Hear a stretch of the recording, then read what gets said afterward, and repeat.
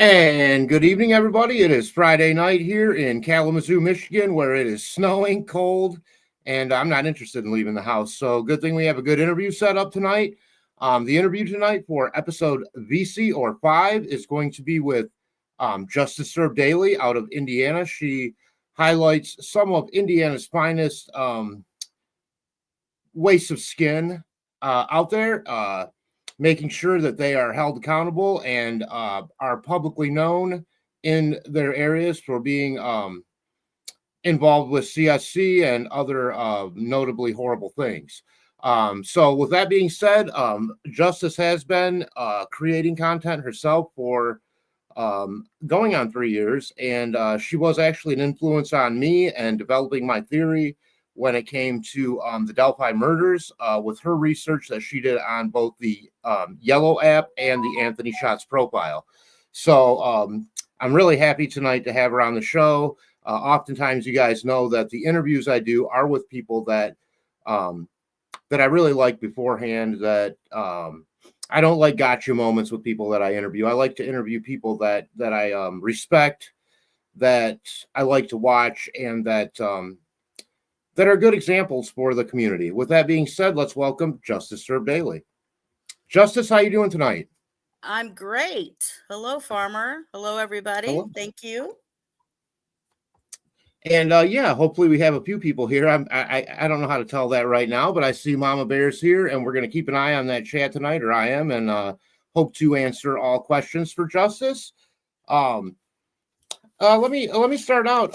You've been doing this broadcasting thing for a couple years, Justice, and being as prolific as you are with these current offenders in Indiana and surrounding areas, do you see bigger patterns developing in the shows, and I'll call it research, really, honestly, quite frankly, I believe that you do daily? Yeah, I see a trend of those going. I started following very specifically predators as they were being arrested, and actually keeping track of them. I started to create an actual list of them as they were being busted, what they were being busted for, ever since Keegan Kline was arrested.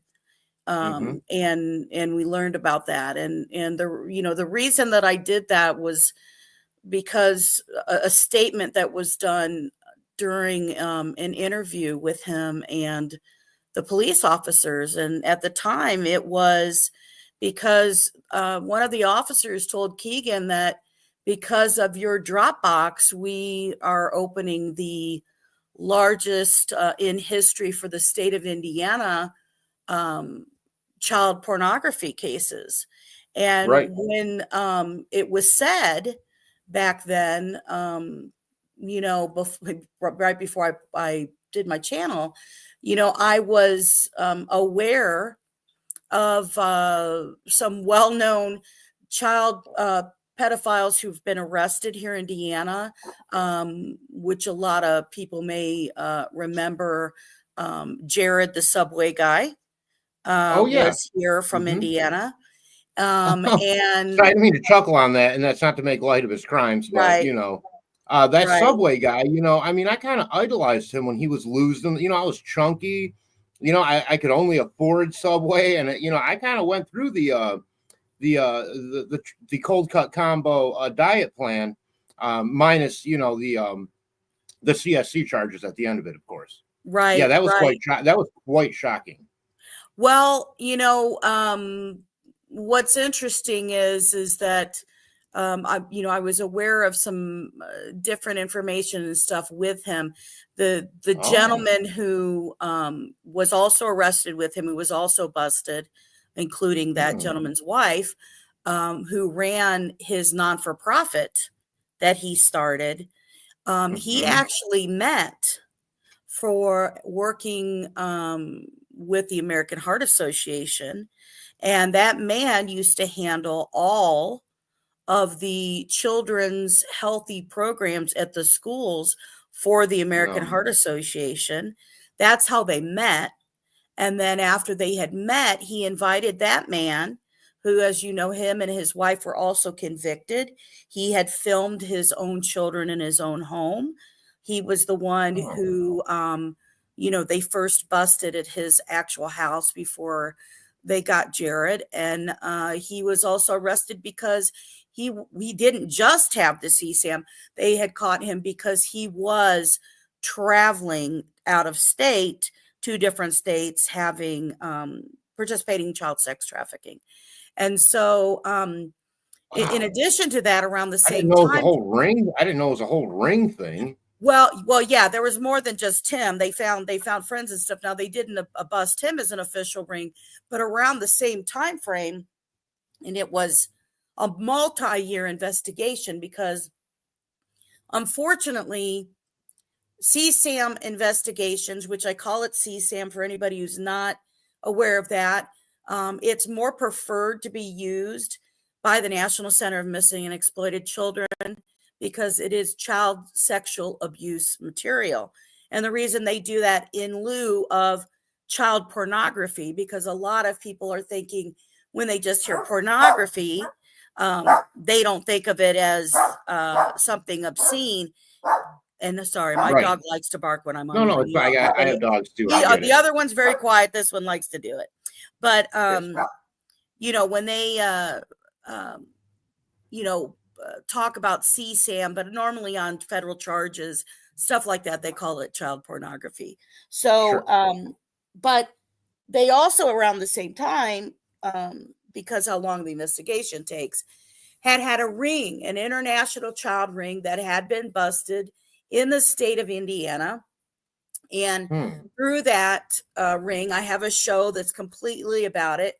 And you can tell on the thumbnail for it that I show the police officer talking to Keegan and saying, "This is the largest ring." And my show shows, well, holy shit, let me tell you about this ring that got busted. That's a little scary. That ring itself, they had 2 men who were busted, who were holding the actual, had the sites where they were keeping materials and stuff from. It would be called now aggravating factor. It led from one investigation to the next investigation that kept leading out. And it was started in England. Let me ask you really quick, Justice. Do you feel like the tentacles, if you will, of that particular? Because I've never heard about that with that affiliation with the Subway dude, Jared Bogle, I think his name was, probably still in prison. Am I correct? No, he got. Oh my God. Let me tell you, there's a lot of the people who were now the ring, the nest egg ring that got busted. They didn't show a connection from that. They did get guys from Jared and who was working with him, but he the ring itself that they ended up busting, that they found guys in Indiana, which, mind you, they didn't capture everybody. There were 2 people they could not identify. And through their stuff back then at the time that they couldn't get to. And but they did find that there were there was a guy that led to them searching. They find the database, all the information captured here. They led it to a gentleman who started the ring in England. It went from England to the database was being held in the country of Peru. And multiple people were busted here in Indiana for it, as well as in Boston, that there was a mayor, as well as in Bloomington, Indiana, that led to a group in California that started a whole nother ring and busted. And they had abuse and torture that were in the videos that they found that led from the Bloomington guy to people in California. So when you talk about the tentacles that I would challenge everybody that has not yet been revealed. And you have to know, what did Doug Carter mean by saying tentacles? It is Right. because that has not yet been revealed. And he has not been sitting down to openly tell us all the facts, right? We just know Richard Allen got arrested. And in my Right. I opinion, remember Doug Carter saying he couldn't wait. He just couldn't wait to let us know how they got from A to B. But I don't recall that pathway being talked through at all whatsoever so far. right. And I think that the tentacles, based on my tracking of pedophiles, molesters, people with CSAM, with peer-to-peer communications,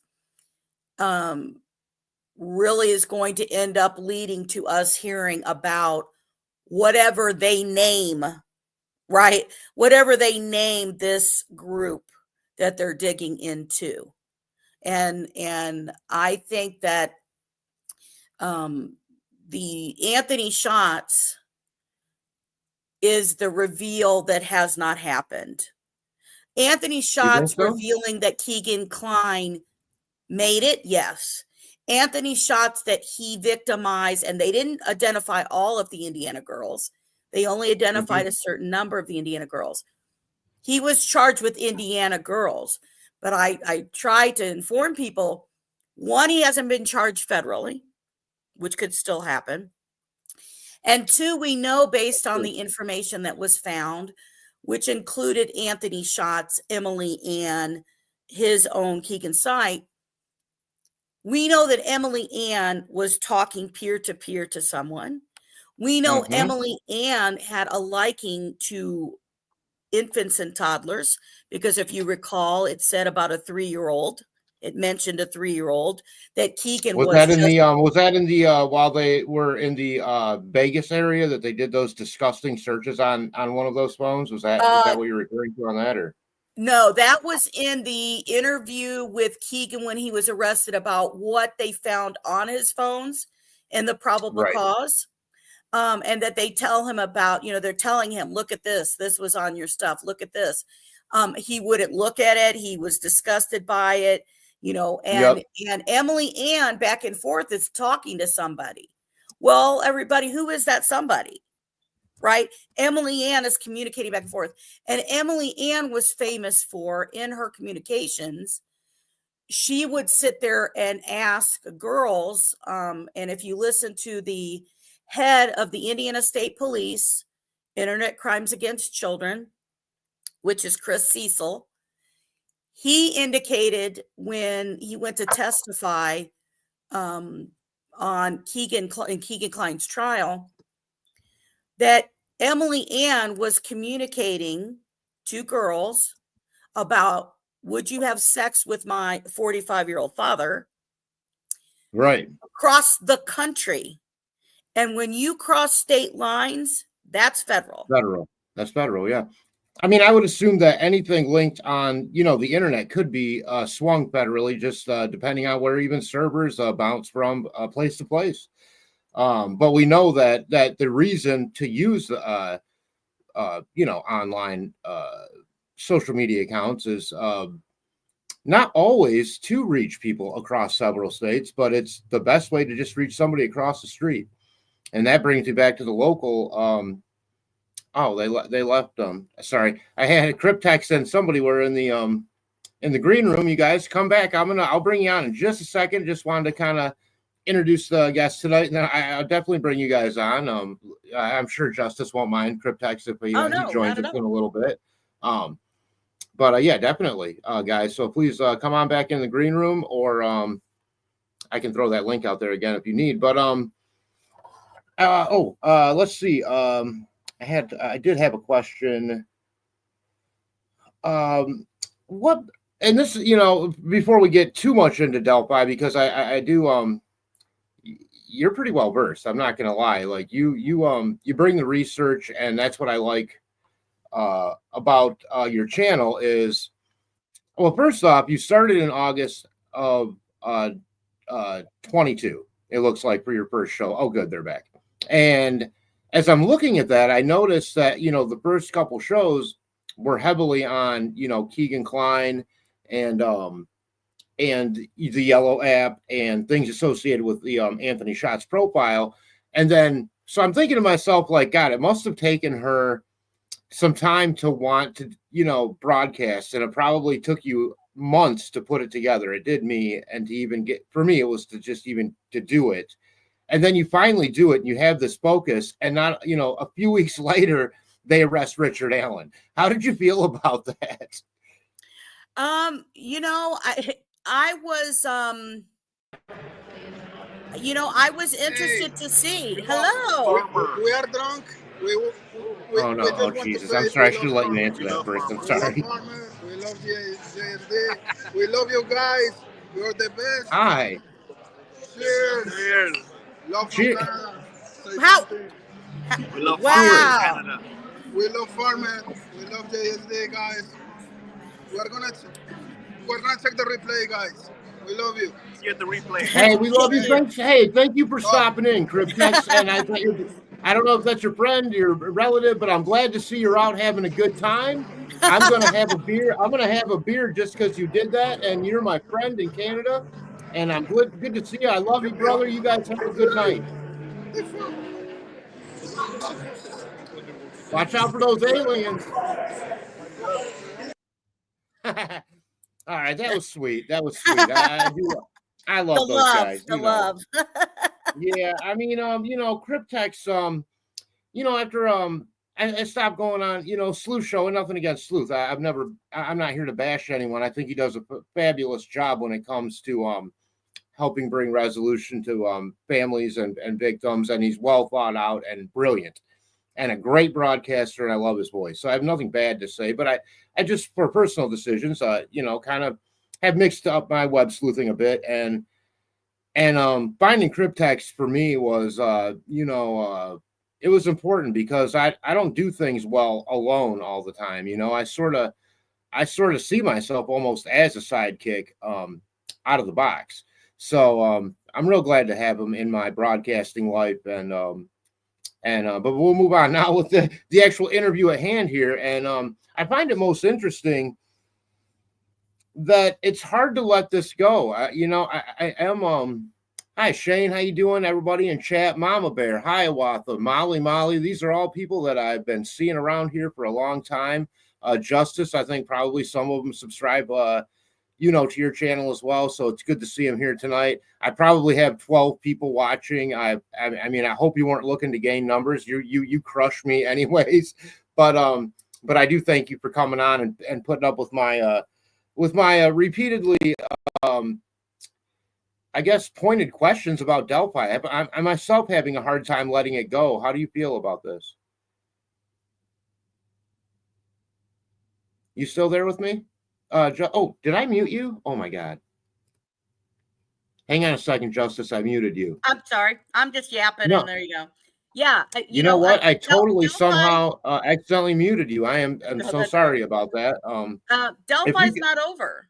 Okay, it's going to be, we've got the long game here. And I think you and I, kind of briefly, we're talking earlier, and I mentioned to you, when you have interviews being conducted by people who investigated the case, just like Holman, and Holman during his I want you to expand on this latest thing that you were telling me in the green room, if you don't mind, if you could tell the listeners about the latest interview with Holman. Sure. So Holman for the Indiana State Police, was one of the obviously lead investigators for Delphi at the time, and he was interviewed recently, and I try to go in and really watch as many official interviews that can be, right, non-influenced interviews and stuff that happen. And one of them was with the local newspaper, the Carroll County Comment. And while he was interviewing, one of the things that he stated was that Abby and Libby went to the park believing they were meeting with Anthony Schatz. Now, this is just days ago, everybody. Right. This is days ago. This is post everything. Now, is he going to say, How does that make sense? you know, is he going to say, because I believe this second person is there, blah, blah, blah, blah, blah. They can't. One, they're not going to do that because they're not going to screw up for the appeal that's going to be happening with Richard Allen. Because anything that they state also, one, they had to make sure if he was going to appeal, because if it went past 30 days, then they could say more freely what they thought. But with the appeal fixing to happen, they're also not going to give any ammunition to the appeal process of them trying to say, is anybody else involved? And that doesn't necessarily mean, you know, that's a really valid point. Yeah. You know, because they're not going to go there. And yeah, they don't want to let the one tentacle go that they managed to capture, you know. Right. Because the question that wasn't answered, and then we didn't get a lot into, is that, you know, Richard Allen states, and I thought this was very much more supportive of the whole Klein theory in the first place. Richard Allen, if you remember, so the Kleins were told that they knew that both of them were up early first thing that morning, that at 8 a.m., 2 separate phones were logging in to Anthony Schatz the morning of. Well, guess what? We learned that Richard Allen says that he got up that morning, and where did he go? He went to Peru, where his mother lives. Right. Supposedly, allegedly, he went to his mother's. Well, we never found out. We never heard his mother, whatever. But where do the Kleins live? They live in Peru. And, you know, and that morning, Anthony Schatz doesn't know, do the girls have a ride? Or this is a guess here, a speculation, as Mama Bear knows will say, or were the girls possibly even going to wait, maybe like, hey, if we can't get a ride, we can walk over to the park. And that's not to be a bad thing or an evil thing, but people have to remember, you know, Libby's thinking she's talking to a teenage boy.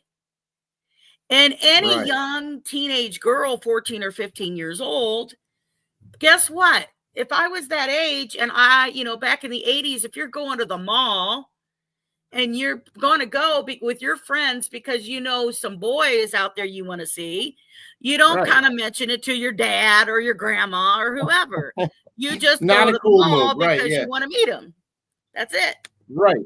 You might be more inclined to say, I'm just going to meet, you know, some friends from school.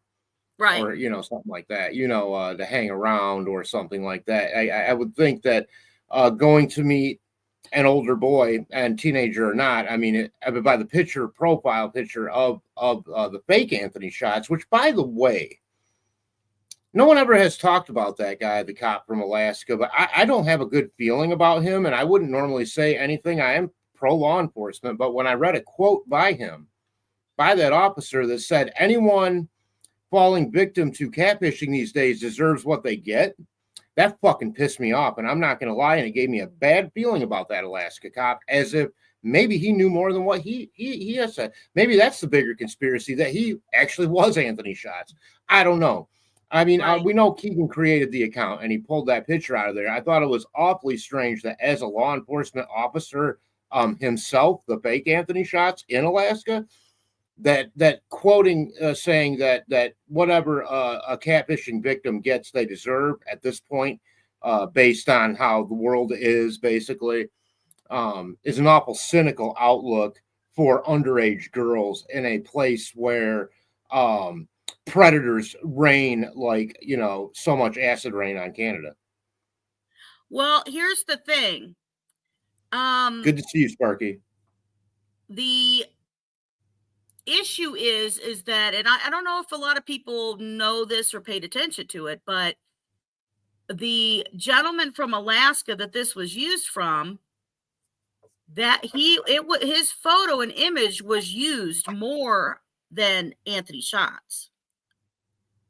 It was not just Anthony Schatz. Other pedophiles had used that same image. They didn't call it Anthony Schatz, but they used Right. it. So, I mean, from my standpoint, again, these predators share with each other what works. And if this Yeah, image is I guess just from my thought was from a police officer victim to me that's victim blaming when you say basically you deserve what you get if you fall for a fake profile online.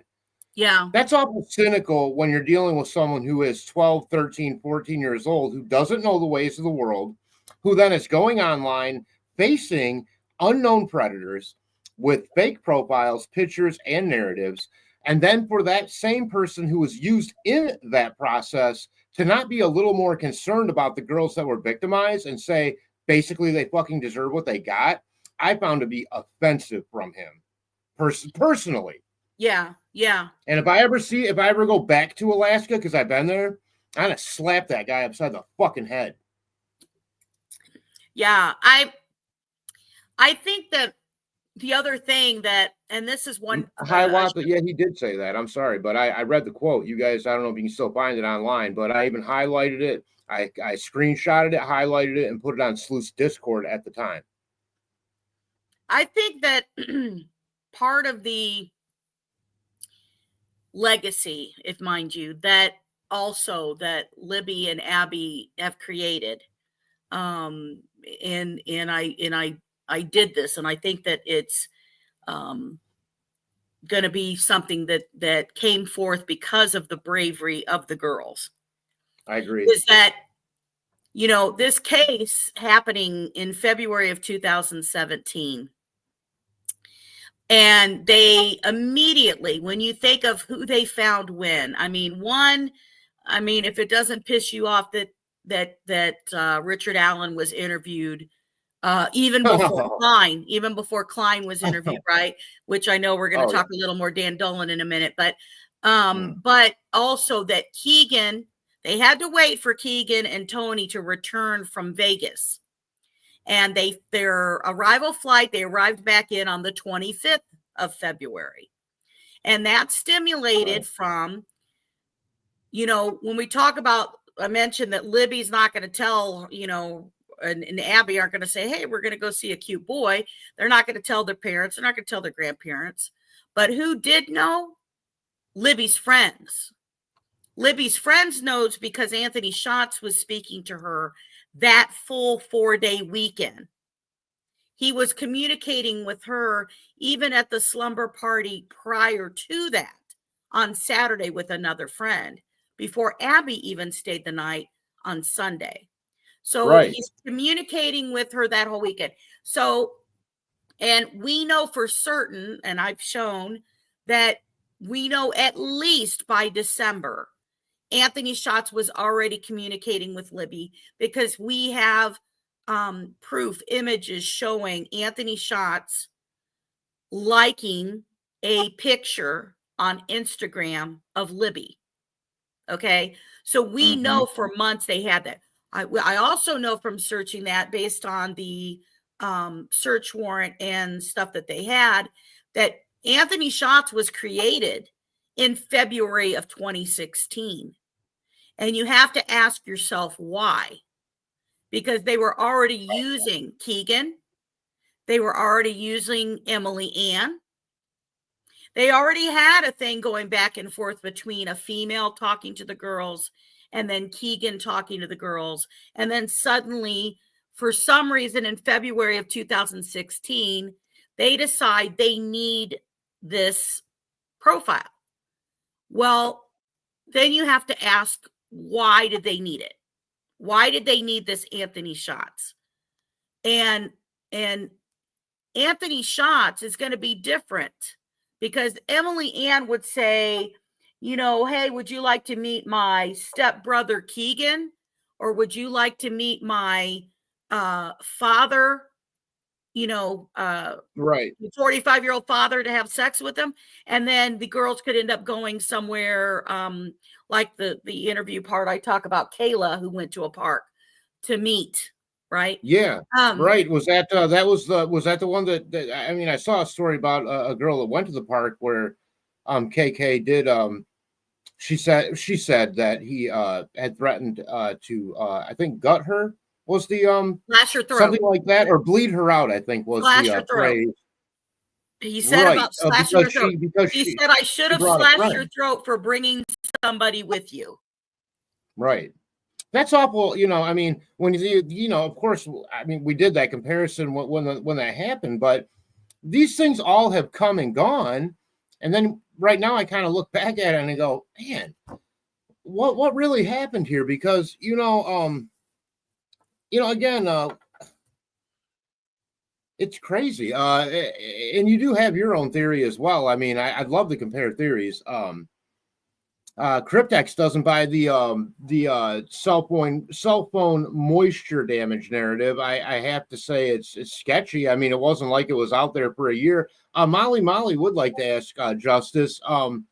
Were you able to compare the number of CSAM creeps arrested in the years prior to Anthony Shots and which Keegan Klein made? So pre 2017 compared to after. And how does that tie into how you feel about Abby and Libby being influencers, really, if you will, against these predators? Well, that's exactly what I think their legacy is. So I can tell you exactly. So in reports, when you talk about early on, like, for example, for the total year in 2019, cyber ticks or tips tracking in Indiana only, for example, in 2019 there was only 4,300 some. And okay. Does it go up? Yeah, 2020 it went up about 6,000 whatever. Now, if you remember, August of 2020 was when Keegan Klein finally got arrested 3 years after they took his phone and stuff, and they don't arrest him. But do we know it? No. When is it revealed? Well, it's revealed because a Channel 8 reporter who used to work out in Lafayette, she found out the information from it. She confronted the law enforcement, and that's why we had back-to-back, one day, then the next day, revealed that the public announcement about Anthony Shots, and then the next day it was announced that they had Keegan Klein. They had to double up. Well, the reason that happened was because it was going to be revealed by the news, so they had to get out there first, and that it was connected to Libby's phone. Well, so in 2021 of December, so that was on December 6th. In 2021, there was almost 7,600 reports of cyber tips by the end of that year. So by the end of the year, we all knew, holy shit, there's somebody, Anthony Shots and a Keegan Klein, who is communicating and had been grooming these girls, blah, blah, blah, blah. By the next year, because of this information finally getting out there, not based on the police releasing it, but based on that they were forced to release it because of the information that came out. Our reports for cyber tips doubled to 14,200 or 778, nearly 15,000 cyber tips in that year. It doubled when it was told to the public and people were asked about Anthony Shots. So then when you go to the next year, in 2023, there was over 16,000 reports. Wow. And then we don't have the final end of year 2024. But when you look at it, those reports gave girls and people the bravery to step up and to say, I have somebody who is asking me for nude images, or I've seen somebody who has nude images, or whatever, because that's when I want to highlight, that's a really powerful message, I think, because it's coming from somebody from that peer group. I think it probably holds more weight and water than it does from just the constant barrage of adults telling you to be careful of this and be careful of that. Um, for a a kid that age to have a real life situation to maybe glean some information and some actual learning from.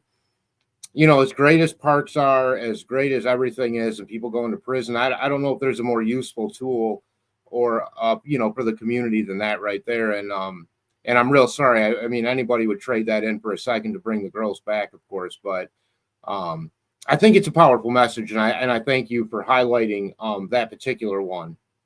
And there's a show I did about the legacy of the girls, and in that particular show, I showed the current facts and figures on charts for that, and I also show how to report a cyber tip in, because Right. the cyber tip That's hotline yeah. can be used for now this is anywhere in the US. National Center for Missing and Exploited Children also has one nationwide. If you're from a different country, you can also look that up, but you can either do that electronically and file it, or you can do it by phone. You can remain anonymous. They encourage people, kids, children, parents of children who find out this happening. Stop the communications. Do not delete anything yet. Do not share anything, though. Don't share what they're sending you. And Right. that when you go in there, you're going to share what platforms were they using, what were their username and IDs, what's the URL number. What is this called again? Where are people going to do this if they need to? Cybertipline.org, and that is part of the National Center of Missing and Exploited Children tip line. Cybertipline.org. I'm not great at flashing back and forth and pasting things up at the moment, but I'll try to edit back in that on this show in the down below, like they say, and try to get that in there for people to link to if they need to. Again, could you repeat that one more time just for the audience? Cybertipline.org. And if you go under to National Center for Missing and Exploited Children, that is exactly where you can find that.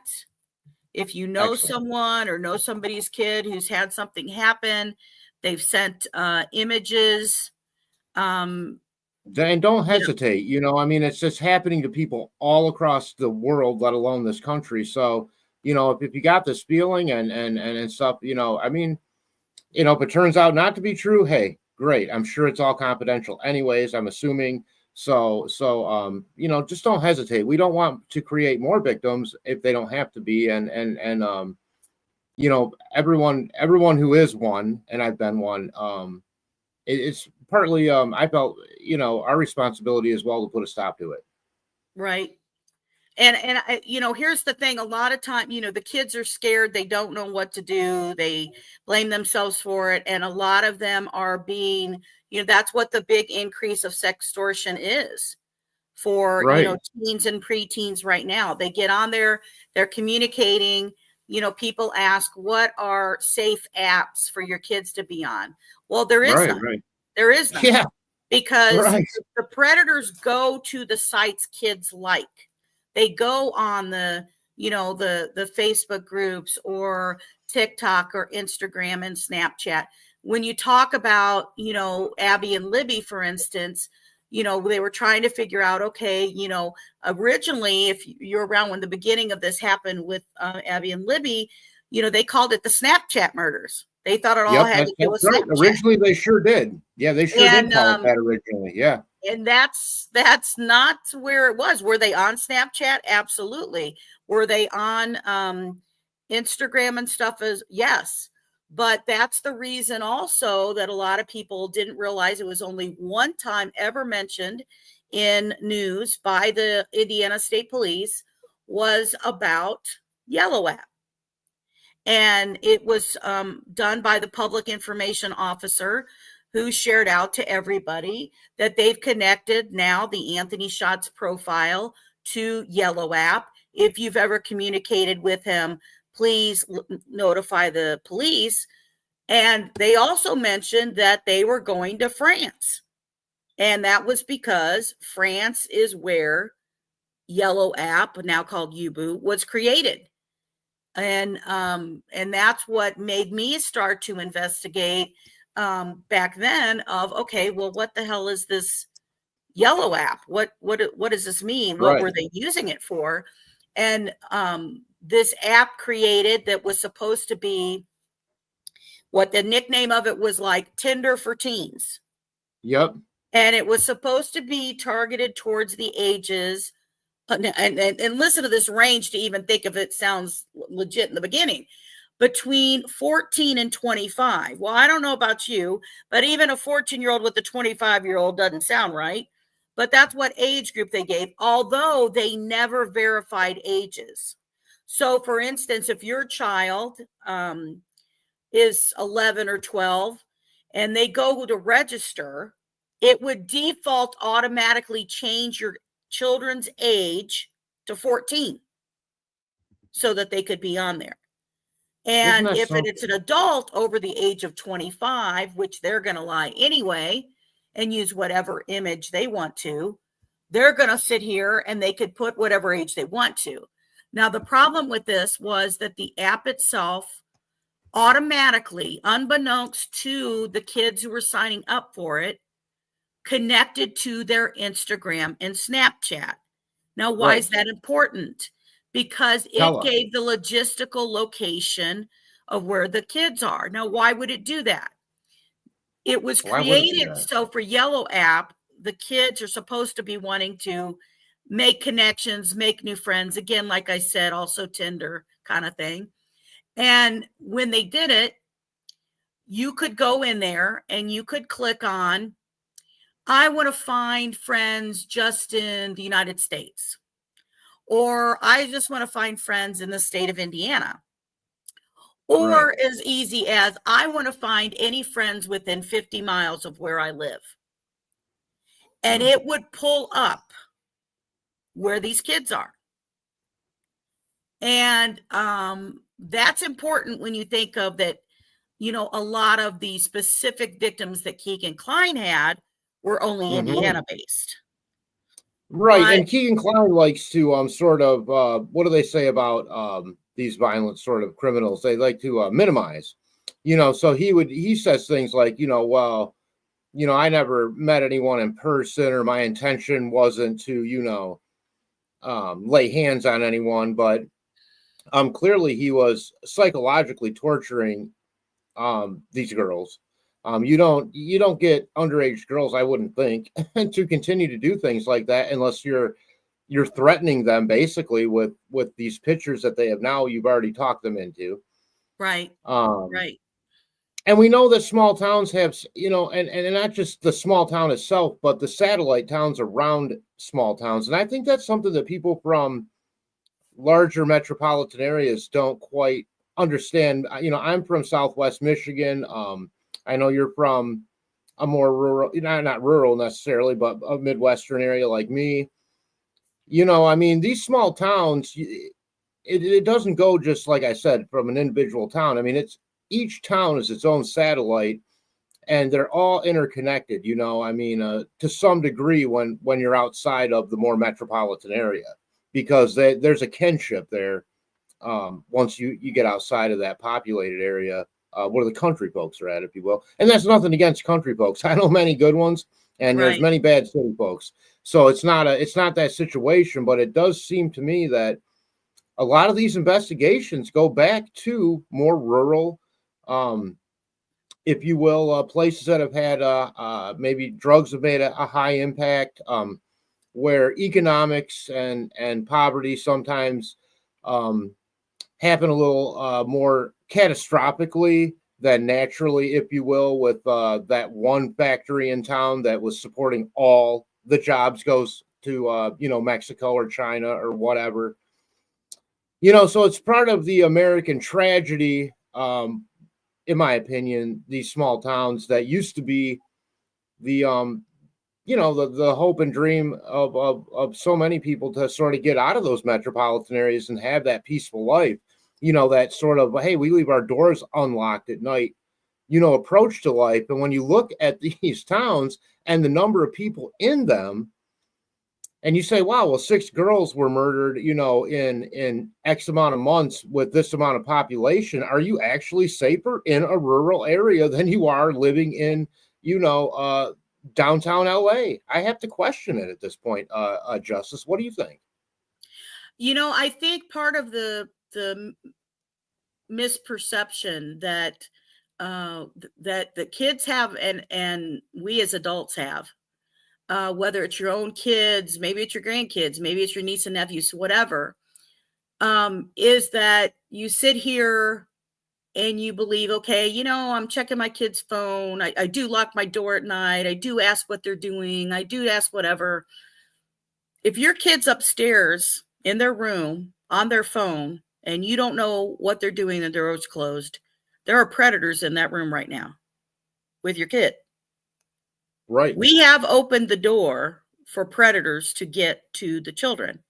And the apps like Kick, like a Snapchat, like an Instagram, especially the ones that automatically delete communications, which, by the way, I'll add also Facebook now, because they changed, Meta changed it. So now that Messenger, which is horrific because they were catching some pedophiles who were using Facebook Messenger. I mean, that's exactly what Keegan and stuff were using. He would start communicating one way, then get them to talk through Messenger, and then he moves them. Predators move them to an app that they're like, okay, these are automatically going to delete. They're not going to stay. And so when I get them on Kick or get them on someplace else, those messages are gone. Now, can our feds still get it? Yeah. Is it a lot harder work? Absolutely. But they have to know who are these people communicating out there with. And right now, I just saw Molly was commenting online gaming. I mean, who doesn't like online gaming?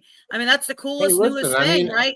I mean, before I play games, but hell, now you can play with your cousin across the country or whoever the hell you want to, right? You can play with anybody. And the purpose is that, a pedophile is like a fisherman. They throw out the net. So they didn't just throw out the net to Libby. They threw out the net to Libby and all her friends. And then they see which ones they can convince and persuade to send images. And then it progresses to more and more and more in order to build up that Dropbox, in order to, which is how I believe he made money, because he didn't have a job ever. He quit school at 10th grade, guys. So how is he making money? He builds this up. Tony don't seem like the kind of pa to hand him hand his huge dropout son a huge allowance every week when he as odd as he is still busting his ass at the Chrysler plant or whatever, Oh, exactly. He's probably pretty bitter about it and probably treats him, I would assume he treats him like a bitch. Well, you know what? I think part of that. So I think, and not, obviously, how I feel about people with CSAM, but I almost have a slight itty bitty thing of empathy for it, because when they trace these things, he was exposed to something. And when you learn the background of his father was already a peeping Tom when he was in high school. And let me say, worse than a peeping Tom, he made it physical by taking a stick, putting it through an open window, and lifting a young lady's skirt while she was sleeping. Do I have that correct, Justice? Yeah, he wanted to touch the stomach. There was something about the stomach that fascinated him. And you also have where he was, the people, there was one lady who had charges against him, one lady who dropped charges against him. And those were because he would call and make sounds and sexual phone calls and stuff to them. He was accused of being down the street from a girl watching a girlfriend's daughter at this age in a truck with somebody else. Who was that somebody else? We don't know. Who was that? Do you remember? Do you remember that account of the one lady who was, now older, who talked about the earlier days when someone had basically tracked her. It sounded like a game on her way home from high school, and he was hiding in bushes across the street from her house, and she Right. had no idea how he even got there and who she identified that person to be. Right. Exactly. That was Tony Exactly. Klein. Absolutely. And you know, and he's got violence towards his former wives. Oh, He's got violence I towards his children. bit his Children. ex-wife in the stomach during a fight. Again, it's something odd, which is why I made that grissom face when you said stomach, because it's just so weird. He has it's some kind of control. I almost see like alpha dog controls, weaker prey by biting in stomach. It's Right. like almost some kind of less. I'm only just speculating myself. Right. Obviously, Because total speculation here. I can't put my headspace into during an argument where that takes you into raging out and biting someone in the stomach. I mean, I don't know. Well, That I mean, screams. I think part of the thing that for Psycho. me is that when you look at a profile of somebody who is gaining this, and we obviously even the police themselves, when they testified, said that they already had said that Tony Klein was also accessing Anthony's shots. Well, duh. I mean, we all knew that. When they go back to the devices of Keegan, his devices went back to all the way back to 2011. Well, you got to remember how old Keegan was when this is going on. So he and Keegan himself even told the story of when he was still in school, bringing home a teenage girl, and that his father had sex with that teenage girl. And Right. when you hear about that, you hear about him abusing their animals and stuff like that too. Well, my God, then you're sitting here thinking about this profile that we're building up against somebody who is going to continue to escalate. And according to his son, this is a person who is sexually assaulting underage girls. And he's trying to convince underage girls. I mean, you think Keegan Klein is going to sit here constantly and say, as Emily Ann, hey, do you want to have sex with a 40-some-year-old man? Well, isn't that odd that it happens to be the same age his father is when this is going on? That this still is happening. And when you listen to Keegan comment that, I wasn't talking to Libby. I was talking to this other girl that was there. I was talking to Libby. So you've got two communications that are going on, and you got eventually that now a girl that they've been grooming since at least December. Right. That what was the purpose of it? And if they already had meetups in a park that were happening, they already had very suspicious not just the one that made them discover Anthony Shots and Keegan in 2017 by the masked man peeping Tom of a friend that they knew. But there were two other peeping Toms where Tony Klein lived in Young America, and that as well. Really? The same thing. So not just Galveston. Oh, no. And much earlier. That's interesting. I didn't know that. Yes.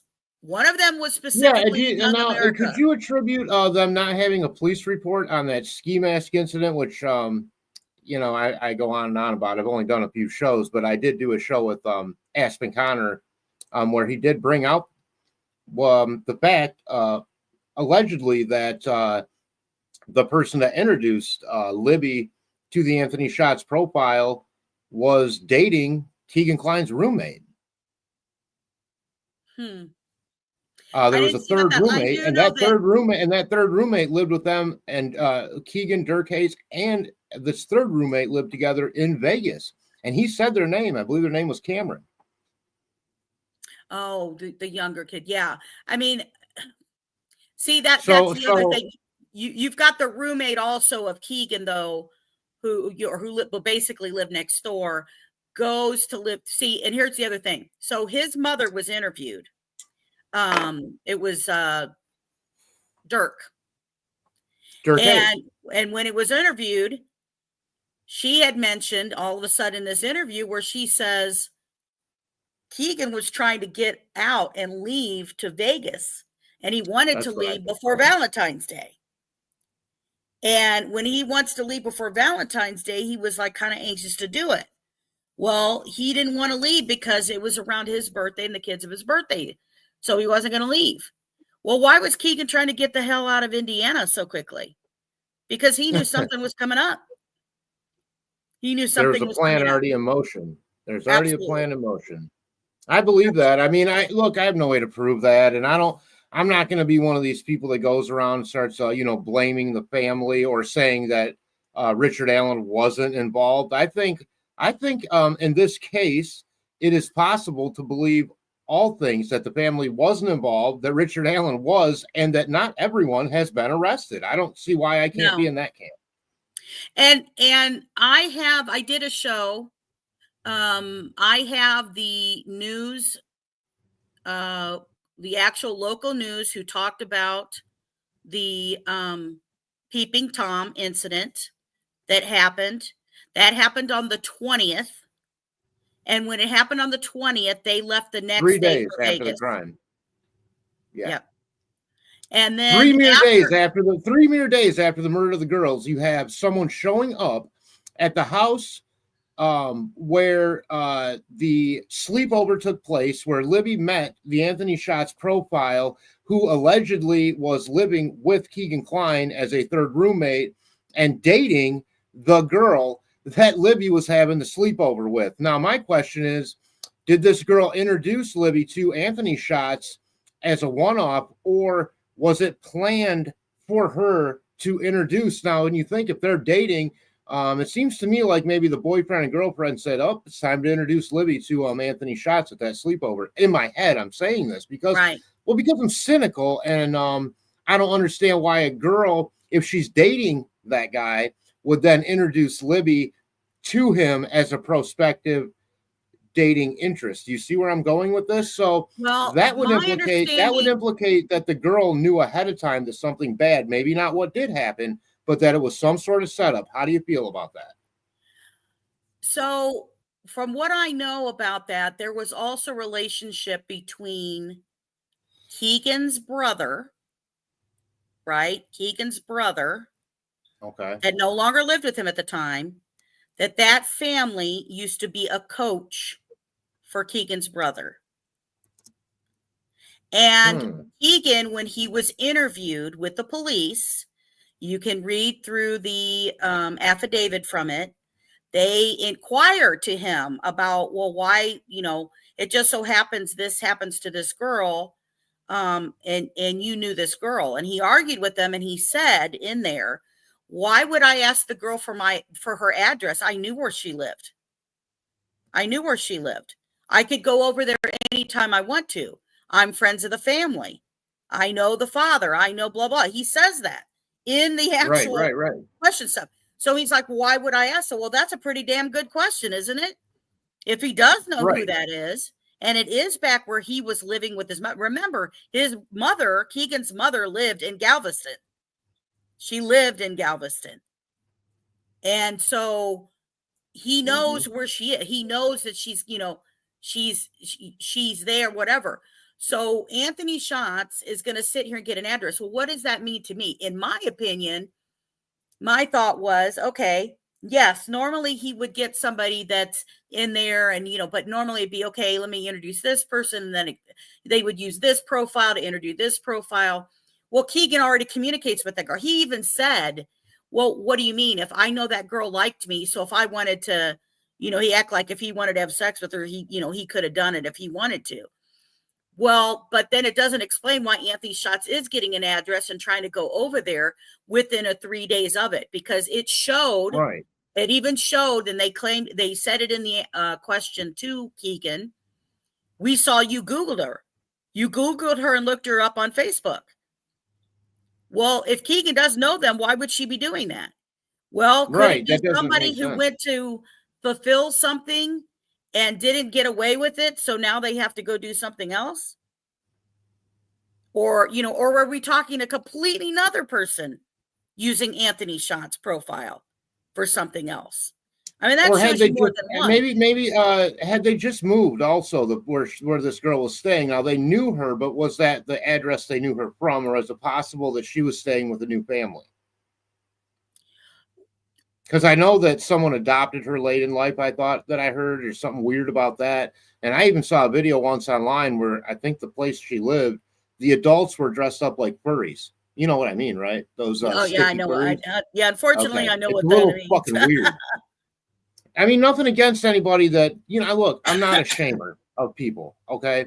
And if you're an adult and you want to put fur on in the form of a purple, bear costume and have, whatever, all I ever see when I think about that is the end of the movie The Shining. When they're opening the door, when the little boy is opening the door and there's, two bears blowing each other, and it just creeps me out. It creeps me out. Yeah. Sorry, but nothing against honest adults that want to put on, extra fake fur. Because I mean, I do know that it's a popular thing. They have whole conventions and stuff. I don't want to rag on anybody, but I mean, occasionally we'll get vehicles up here from Indiana. I swear to God, every one is like a 92 Chevy Tracker, convertible, that has like furry stickers and like insane clown posse paraphernalia all over it. I don't know what's going on in Indiana, but I'm convinced that Donald Trump should build a wall around Indiana, and then we should fill it in with cement. But we'll get you out of there first. All right. Justice, Well, okay. Now let me tell you about Michigan a little bit here. Let me tell you about about Michigan. Oh, please. It ain't no better. Some of the stuff from Michigan came down because right before we had this big the Delphi case, that we had the stuff that was going on with the Indianapolis FBI and Dr. Nassar from Michigan, who they covered up for about doing CSAM and child molestation of hundreds of female athletes over the decades of abuse. And that those arrests continued for years following that, continued with additional and who basically absolved the university of all that bullshit and Nassar. I mean, I think Nassar got charged criminally, but financially speaking, we had an ex-governor, piece of shit governor here, who stole millions of dollars from the state before putting it in the Cayman Islands and moving his 5 quintuplets to wherever, and that'd be one John Angler, ex-governor John Angler, real son of a gun. Yeah. Well, I mean, we had that covered, and the two head people in charge of the FBI in Indianapolis running the case, running the Delphi case, were the two guys that one quit because they were fixing to fire him, and the head of it retired.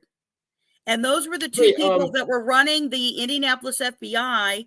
By the way, when the FBI lost the footage of the Marathon gas station in Delphi that Keegan Klein Google searched for the address for.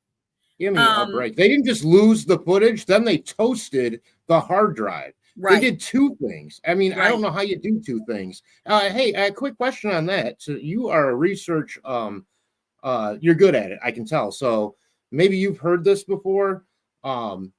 I had heard that before it was a marathon station, it was referred to as Shell on the Hill, and that the family was a local family that owned it. And the son of the owners ran with Keegan Klein as he was around the same age. I had the names. I put it up in Sleuth's Discord at one point. I don't remember. It was so long ago I did the research. But have you ever heard anything like that? So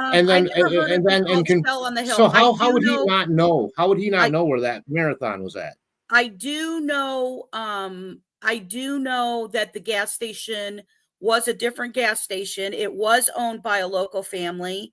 Tried to go into depth to try to check when it kept exchanging hands and stuff from it. And looking, because that gas station was very, very close by. It was close by to where Kathy Allen worked. It was close by exactly where it was located. At the time, it made you kind of wonder, okay, why is he, hello, why is he Googling that gas station? That's something that Holman hasn't touched or addressed whatsoever. Yeah, I mean, it's just mind blowing to think of some stuff and information such as Richard Allen coming forward, such as Lou. I mean, when you think, oh my God, we got the FBI pulling what very little video, it's a little town. There's very little video going on here. Right. And thank God that the Hoosier Harvest Store had video at all, but you have very little locations that actually have video. And you think, okay, well, that's good. We have the FBI in charge of it. There's no problem going to happen here. And then it happens. And then, wait a minute. These are the guys that if people haven't watched it, Google it. You can watch the freaking Congress hearings on it of them talking to, Comey, which I think he's an idiot, but that's my opinion. But trying to find out, well, hey, wait a minute, how did this FBI Director Comey? Yeah. How did you let this guy quit, and how did you let this damn guy retire? That brings me back. You mentioned Michigan just a few minutes ago, and I don't want to let my own state off the hook so easily. Are you talking about huge CSAM rings and conspiracies, and this one goes back several decades, but have you ever done any research on the island in Lake Michigan? Oh, yes, I have. Children of the Snow. That what's that? It was called. There was a big thing done on that about Children of the Snow. It was about the head guy who owned the island. Oh my God, I'm trying to let it get him. Sheldon. His name was Sheldon something or other. He took off. He left the country. He had an airstrip. It was a nonprofit. He took boys there. He got boys from the St. Yep. From the St. Joseph School. You see, the St. Joseph School was one for indigenous children that they would snatch your kids originally and put in of the indigenous people to erase their culture, and for poor kids.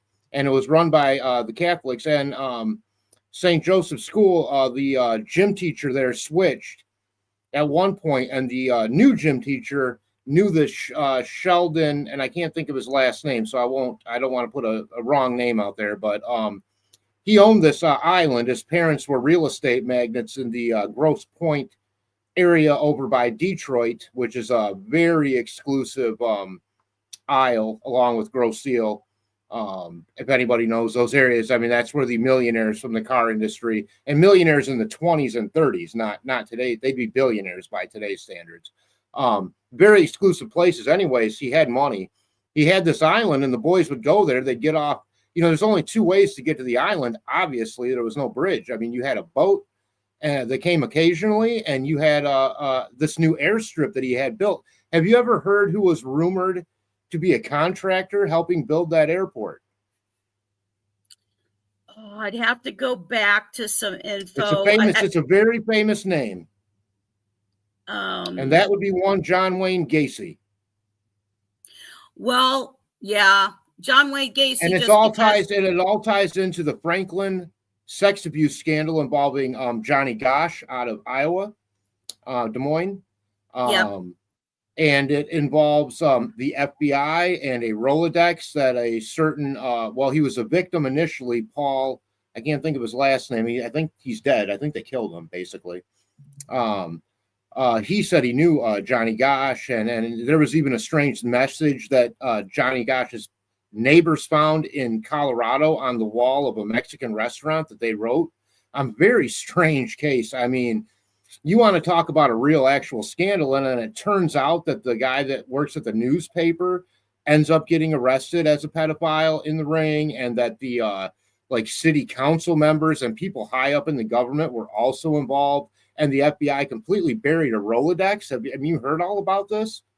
Yes, I said here, and let me tell you, I have forever been wanting to create, and you can ask Mama Bear and stuff like that, because I've talked about this forever, about talking about the evolution of child pedophiles and how the evolution of the pedophiles starting back in the 70s in Michigan, when they had that island that was being searched, and they had the I think it was Oakland County, wasn't it?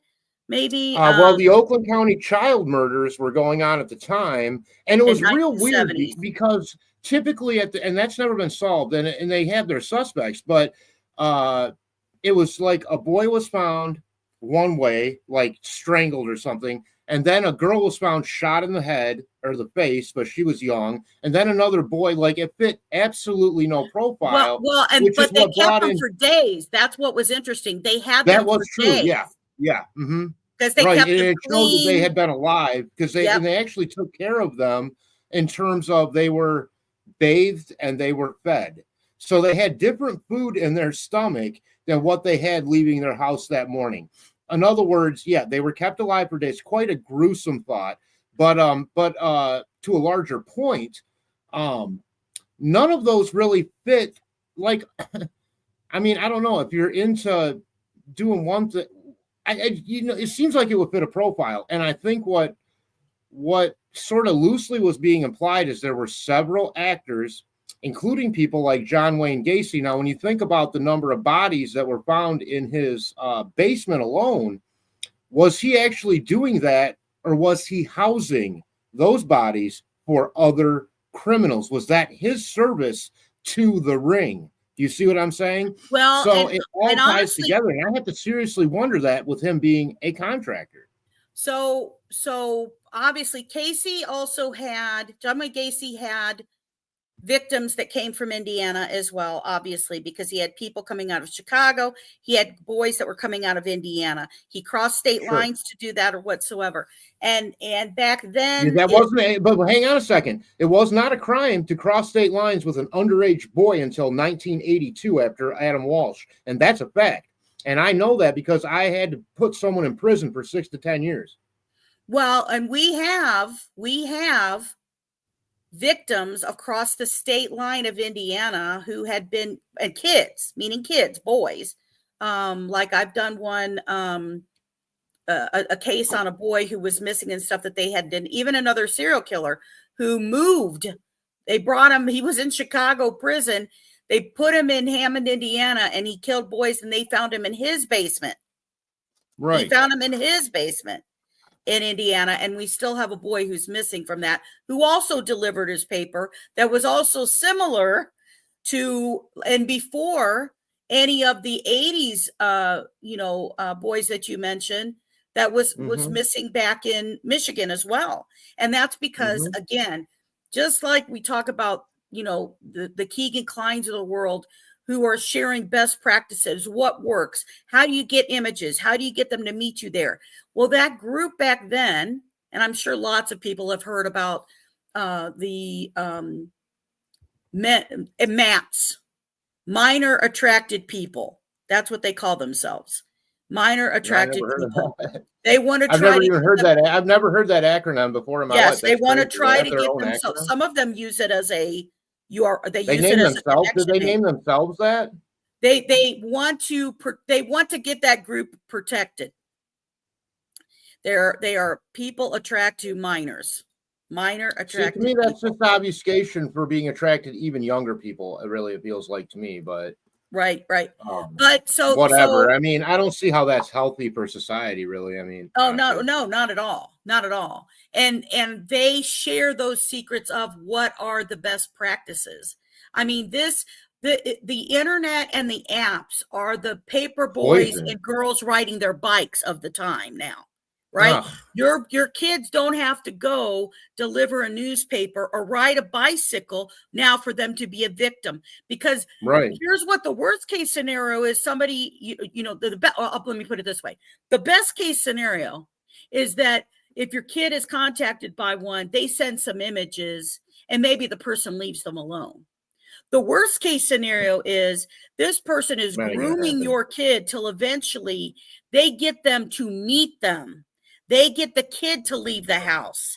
They get the kid to go somewhere, and it's not just. I'm so glad I don't have kids. Oh my some God. of them either to sexually assault them or take them to traffic them. And that is a trend that I have also been seeing in some of the pedophiles that we have seen coming in from out of state. So, for example, we had 3 people who came out of state, came into Indiana. Kid got an 11-year-old girl because they were talking to her online. They left, and luckily, they ended up tracking this little girl in the phone, and a few states over found her before they got her.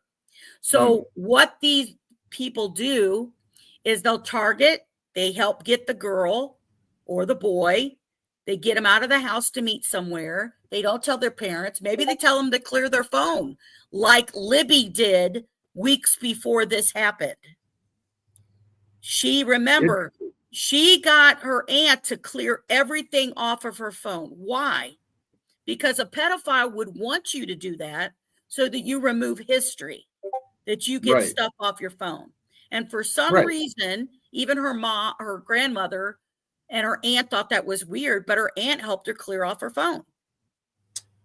Well, because adults don't understand how technology works, basically. And now you're even 5 or 7 years ago, or 7, 8 years ago, and the kid's going, hey, my phone is glitching up and not working. Can you help me reset it? I need your adult password or whatever. You know, they're probably just going on with their regular life going, okay, well, you know, they're not thinking about the implications of what that could mean, or if someone asked them or insisted even that they do so based on, if you can imagine, if that Dropbox was being used for nefarious purposes and pictures or video or whatever was being sent over that, along with the money exchange, that he could then use that against them and say, hey, you'll get that phone erased, or else I'll show this to everyone. You know, I mean, that's the kind of blackmail then, and the kind of psychological torture, even beyond the obvious implications of being outed for being that age and taking your clothes off. I mean, I can't imagine what those, you know, what they got to go through with some shit like that, as if life, you know, just battling it every day against the people in it physically isn't bad enough. You know, I mean, I think it's quite tragic. I think the internet can be used for so many positive things. I think the shows that we all do and the conversation that we try to have in keeping, I mean, I only try to focus. I know we're going over somebody, and in this case supposedly is settled out. I bring it up again only because it's the nexus, if you will, to learn a new word of my broadcasting that I do, yours as well, and we both and others as well, still feel something is off. We still feel something's a little off, and quite frankly, I don't know how the Patties feel about it, and how the family feels. They may feel something's a little off as well, but may not want to put that face out there publicly. So I'm not just going to assume that they're thrilled with this decision, you know, and I think he's in the right place, the person that was charged.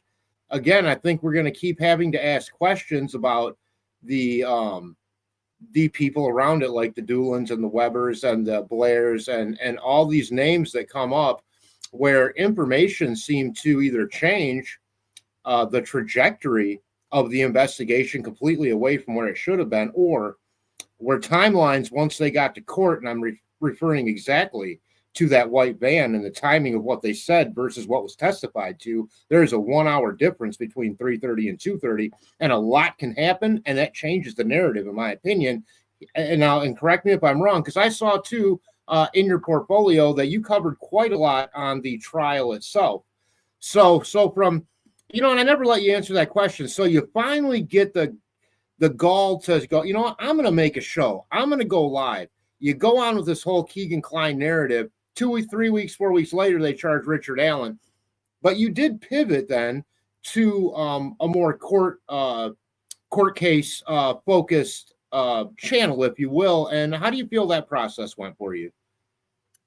I think that I think a lot of the speculation and people trying to say misinformation out there about stuff could have been avoided if Judge Gull would have let this been publicly shown. A lot of people feel that way. I'm shocked to hear how many people feel that it should have been public. But go ahead. I'm sorry, I didn't mean to cut you off. No, that's fine. And so I the transcripts right now are, it appears at this moment that they're not looking to release all of the transcripts, and I'm sure you know, and your people may know that they're closing up that the autopsy, crime scene, Richard Allen's medical history, all that kind of stuff, which honestly I'd be quite interested to see because Yeah, sure. I think there's a telling sign of, listening to what they're saying that he searched, he looked at.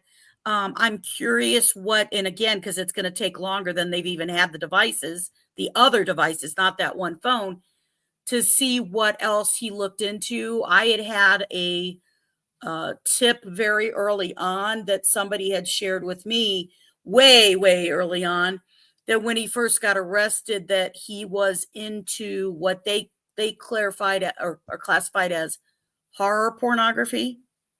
I would almost classify it as torture pornography. And based on what Gross. he was Gross. based on what he was searching, that's interesting. Based on the trend, though, of all of the people that I've been tracking in Indiana, the large amount of people that were arrested in Delphi for the CSAM, and that normally a very low percentage of CSAM involves aggravating factors.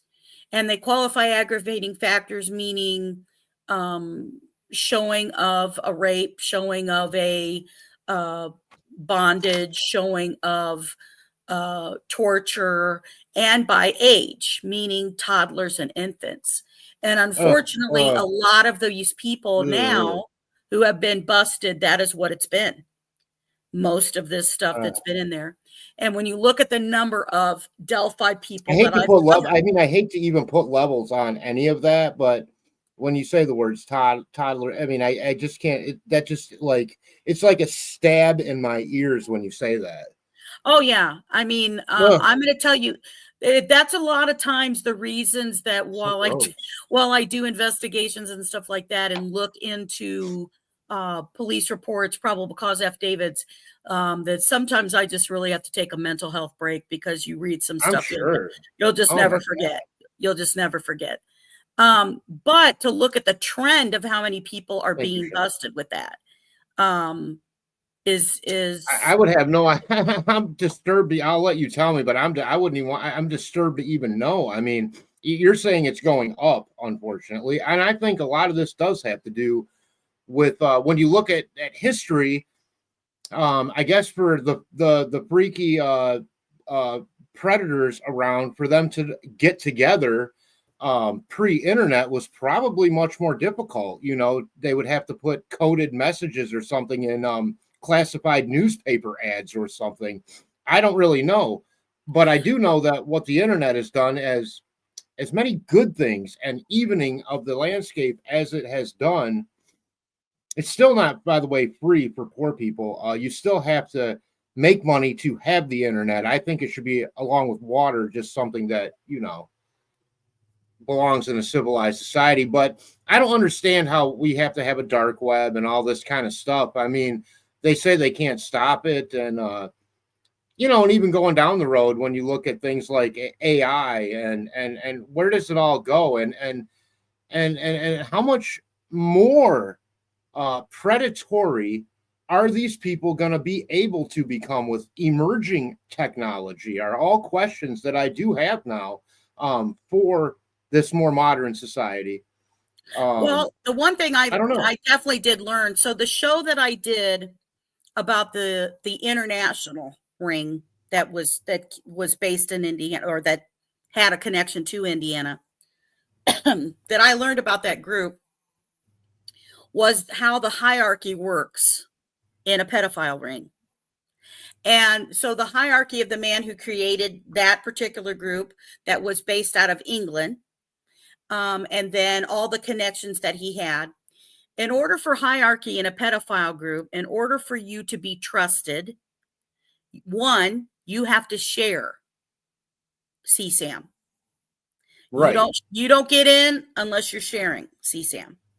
Some of these people have it Yeah, and share I it. guess that's some kind of code they must have. I suppose if Right. because of the seriousness of the nature of, I guess, the charges that could follow. I Right. guess Some of them in have that it. world that would make some sort of sense, I suppose.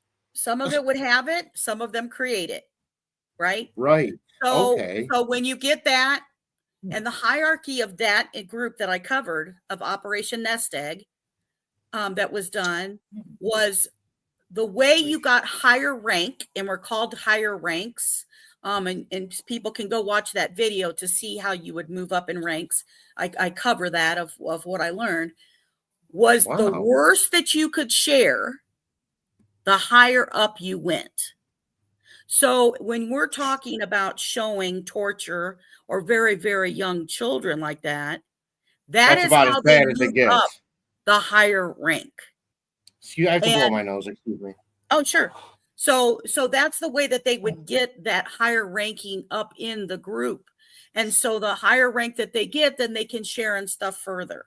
And then of course the biggest thing is, we had people who have been busted here who deliberately also had like their price links. Like they would show, okay, if you want and I mean this literally how this predator particularly had it listed.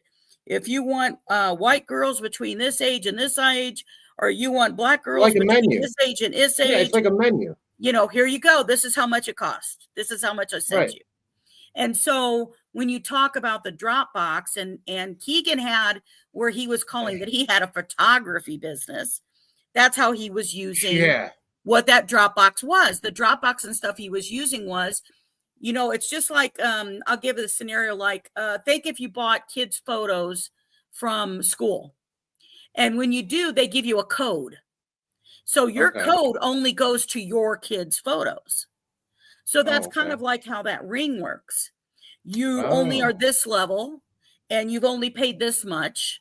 So you only get to this code of images. And if you rank up higher or you pay more, you get a different link to a different type of, and that's how they get them. And that's how they make money.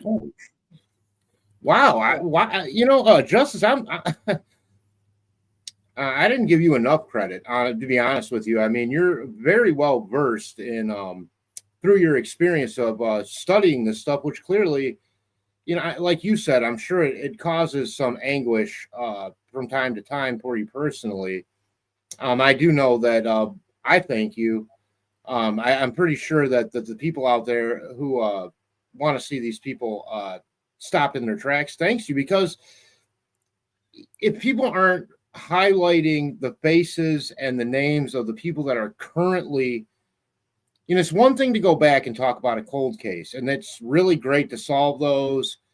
But for example, a lot of those killers may, or even pedophiles, may already either be dead or in prison. And what you do is a little more current than that. Typically, not that you don't go back and I was looking at your coverage of the paper boy out of Indiana. I think it was from the 70s. Yeah. C-Stack or C-Stack, was it something like that? What was his name? Yeah. Yes. Yeah, and that was quite interesting. And I almost feel like that could tie into that whole Franklin sex scandal. I don't know if that's what you said earlier, but there was a weird paperboy ring, thing going on. And if you've ever watched any coverage on that Johnny Gosh thing, I mean, it's just damn creepy when you talk about the car that if you was look there. At the car, if you even look at the vehicle color they describe, it sounds like the vehicle that did get Johnny Gosh. The vehicle that one of the students said that they saw him near. But the problem is they just never found any remains whatsoever.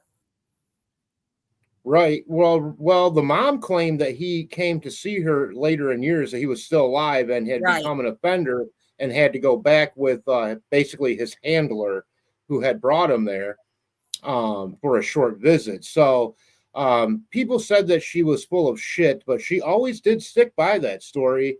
I think she passed away now, unfortunately, but I mean, something happened, and that was a conspiracy case for sure, in my opinion. Yeah. It wasn't just some clear cut one-off, because even the dad got a phone call that morning. It was very odd. And these people that supposedly lived, outside of town, this guy on a ranch who, that thing burned down in real life. I mean, coincidentally, there were too many coincidences. And going back to some of those earlier Delphi, more conspiratorial things, is there anything that stands out that still doesn't settle well with you pre Keegan Klein? That's a tough one, huh? Because there was always that rumor about, about the hitchhiker boy who said that he got a ride from somebody outside of Delphi, that he was from Las Vegas, and that he saw what the killer did. No one would ever guess, and that was on Reddit, I believe. And then that comment disappeared, and that was like the day or the day after they found the bodies. Well, I think that there's a lot of pre stuff that happened. I mean, I've covered about the interesting step down of federal judges from Delphi. And, we had Faust who stepped down, although he's still an attorney. And the accusation, I was trying to think of his name. Thank you. And he was, he was, there was a show created, a YouTube channel created by Curtis Faust. Yep. And he lives in Delphi. Right. We have Judge Diener, who was the initial judge for Richard Allen's case. And within a day, who in my opinion, absconded his judicial duty, in my opinion, by being more concerned about his own welfare than that of the community. Well, I think there's more there. I think there's even more there. You do, really? I just I like think something more conspiratorial than that. Well, see, he sat here and was hearing a lot of the trials of some of these people who were getting arrested for CSAM. Excuse me. He was hearing some of the people that I was even covering that were getting busted and arrested. But for him to, automatically step down, the curiosity is, well, he lived in Delphi too. Did he know of Richard Allen? Did he, you know what I'm saying? Because it's a small town and a lot of people knew each other, especially if you grow up there.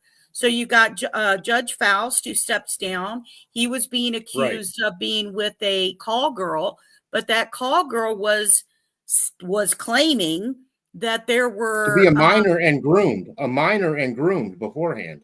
Exactly. But she also said that her partner that was going online was communicating, and that they basically found this group who was talking about women being missing and what they were doing with their cars and what was going on with children.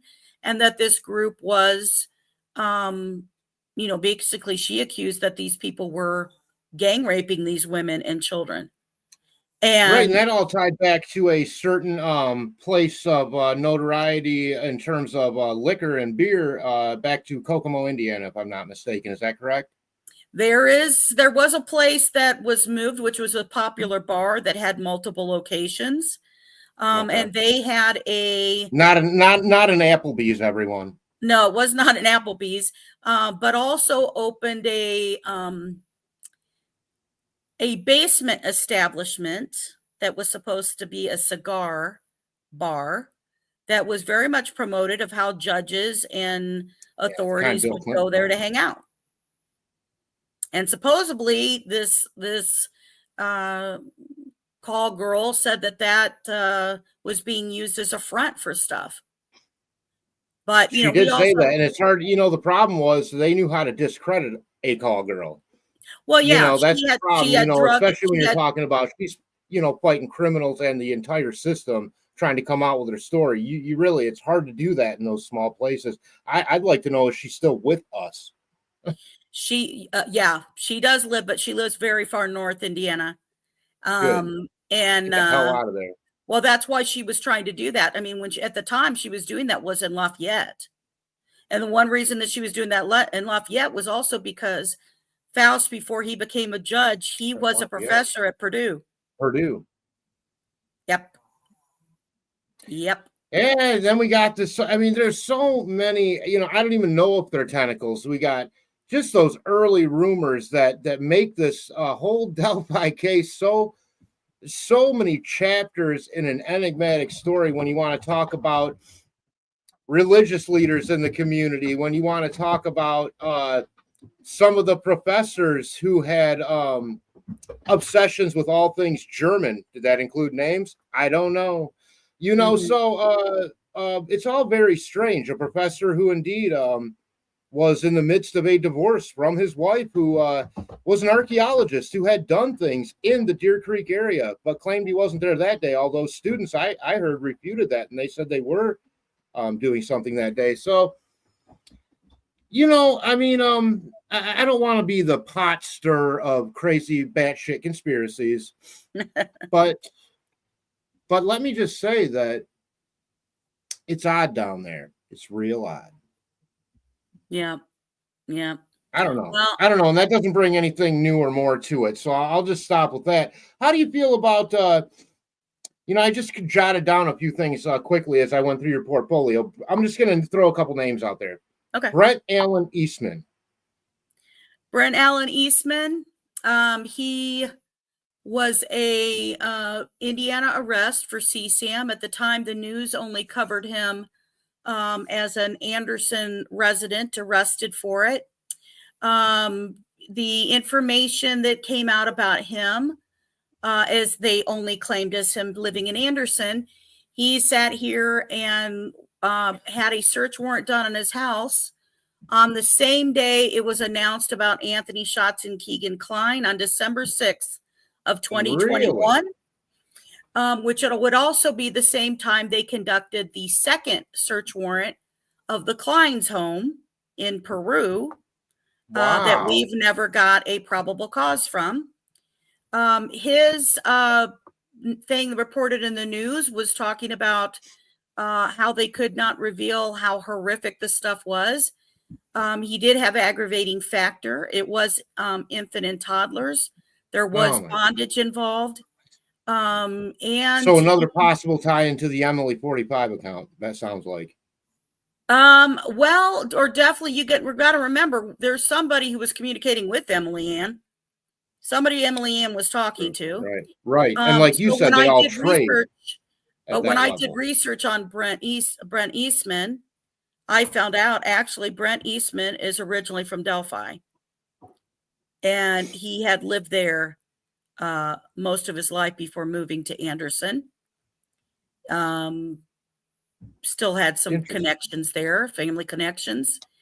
It seems awful coincidental. Sure does seem awful damn coincidental. Here you got somebody, now you got search warrants going on at the same time that these profiles are now being outed as predatory in a small area. And then people are questioning during the search, well, how'd the FBI get there so quickly? I contend the FBI was in that area before the girls were murdered, that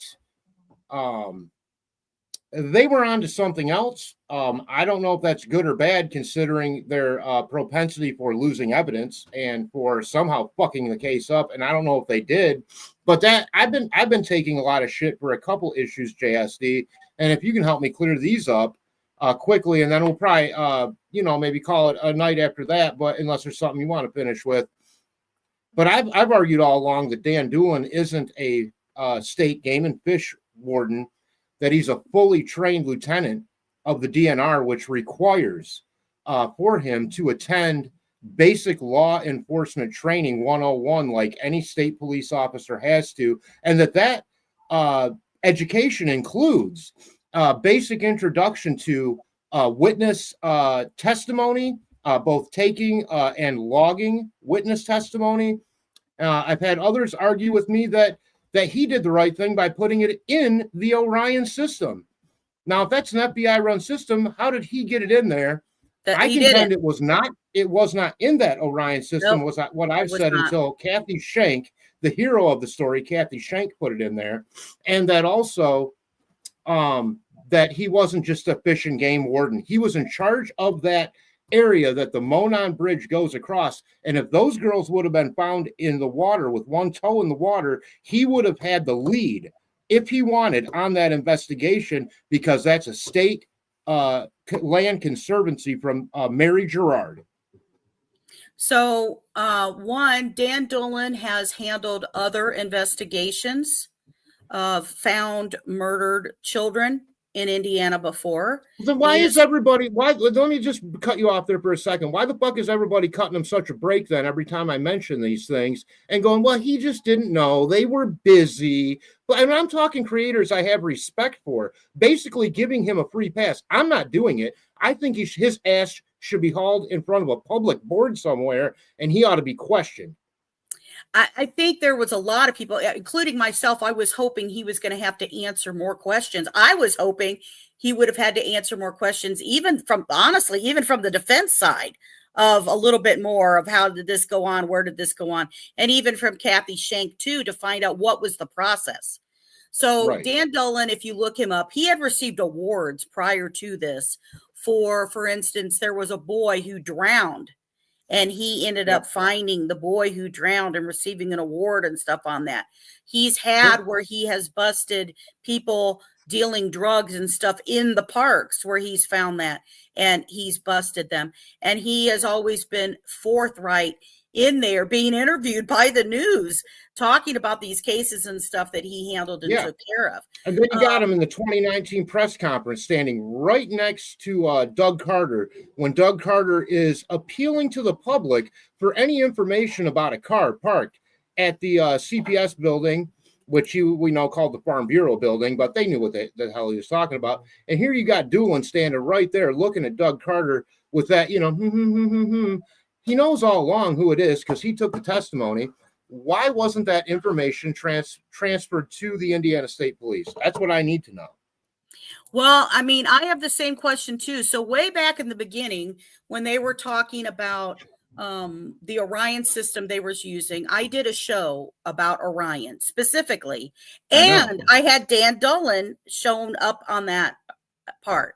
And this is before we learned anything at all. This is just like, okay, we didn't even know the date yet of when Richard Allen came forward, because at that time frame, what I had figured out in my original time frame was that he would have had to come forward within at least that 2-week period, was my first guess of when he came forward. Sure in the hell, I didn't think he called on the 18th, and then you think it's not unusual that he won't go to the police station and he won't let you come to his home for you to do, and you didn't find that unusual whatsoever. So he goes, let alone the mere information that he gave you, such as I was there at the time in the clothes. I fit the description at the time the girls went missing, any of those little things, Right. Exactly. And here's the other. So the Orion system I went through of what it was. And at that point, I had guessed that, my thought was, okay, maybe somehow in the Orion system, he was entered as a witness, not necessarily in there. Although the Orion system purpose, and I covered that because there was a big case in Indiana that Orion was used for, but the two biggest cases that were used in Orion back when it first was coming out, was the DC snipers and the April Tinsley case. And the April Tinsley case is a little girl who was murdered by a pedophile in Fort Wayne. And they went to go back looking at this case, and they started putting the information and stuff that they were getting into the Orion system, shared by multiple levels of law enforcement. That's why you have it. And they all put it in here. And when they put that information, the Orion will create the leads for the officers. And that's how they would assign people. Go to this lead, go to this lead, go to this lead. Those leads only work if that information gets entered into the damn Orion system.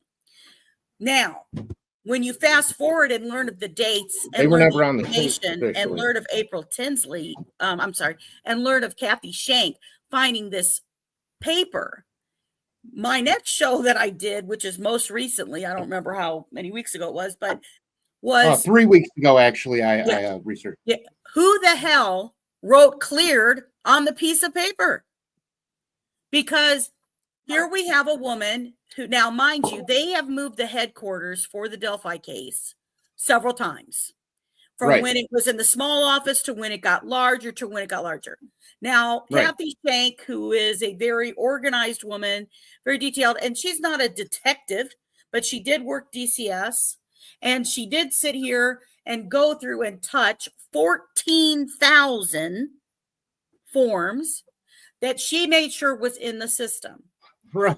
And so when you realize that she sits here and she knows that was And this one stood out. It stood out to her. She wouldn't have passed it along that late on. I guarantee you it stood out. And, she was the like, main point of it shit. is, remember that even Dan Dolan wrote on it. It needs follow-up because he saw 3 girls. In my opinion, Farmer, that is the only reason he came forward. He knew he had to come forward. He saw those 3 girls, and those 3 girls saw him. And so much so that he could tell you, if you remember the info, well, the one girl had dark hair, and he was talking how tall she was and dark hair. Remember, she's the one who said hello to him, and he wouldn't respond to her. And he knew how clearly, and I have shown videos of the path and how close. You're not far away. You're like, it's like walking a hallway with somebody. You're not far away when you walk that path across each other. So when he saw that, he knew 2 things. Not the video wasn't released yet, but the picture was, the stilled picture from the video, and that he knew the 3 girls saw him. That's why he brought up the 3 girls. He had to cover his ass as best he could. Right. So he had to explain, if I give it up, then it won't be like they saw anything kind of situation. So when Dan Dolan says follow-up of these 3 girls, and Kathy Shank reads that, she's like, holy shit, we have these 3 girls who witnessed based on the timeline, this guy, and here he is. We can't place anybody else along that timeline on that trail. And not only do you have the 3 girls saying they saw him at that time, both describing his appearance, his demeanor, but also him then cross-corroborating that description through his own testimony, if you want to call it that, or witness interview with Dan Dolan, who wrote down that he saw 3 minor girls, and that would be worth following up on. Well, Dan, why didn't anyone follow up on it, and why didn't you pass that along to people that could? Because was the paper ever there? When did that form get there? And who wrote cleared on it? If Kathy Shank never saw it, she didn't write clear. Well, they were trying to blame her at first for misfiling it. It was a clerical error, is what they were calling it. And the FBI fired back, bullshit. We followed protocol.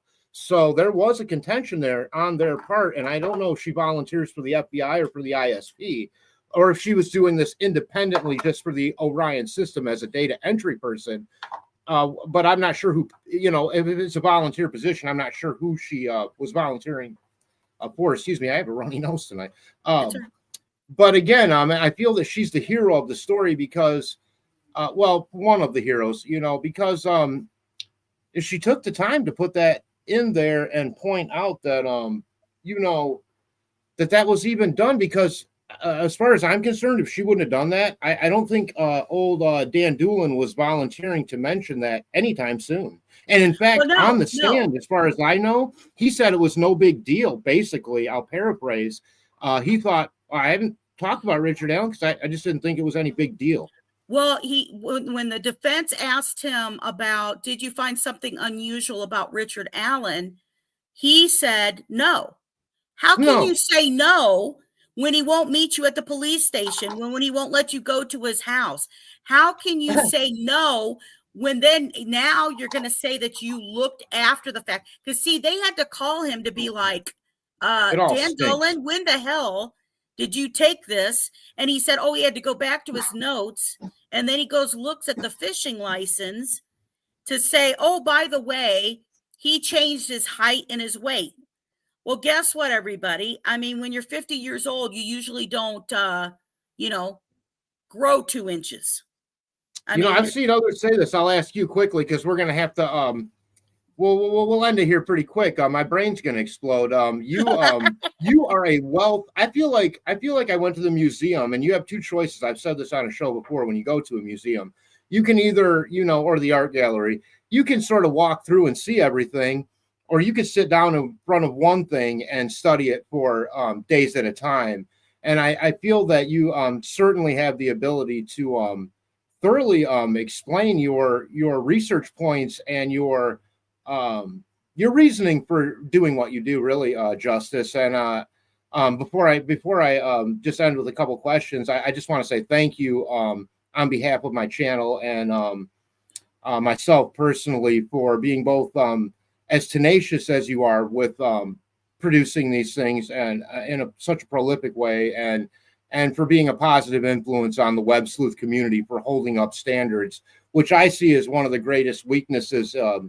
As you may not heard, I do have a concept for a web sleuth sort of guidebook that would be based loosely on the Associated Press's standards for reporting that all journalism 101 classes use across the country in every college course.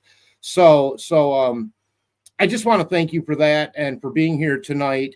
If we had to focus in just on like one or two people, would it be the KKs and the Dan Doolins, or would Dan Doolin just be like out of it somehow, and it would be somebody more involved, do you feel, with this ring? What do you think? I think that the focus, based on still not just my belief, but based on Holman's own statement, that we're not done with Anthony Schatz.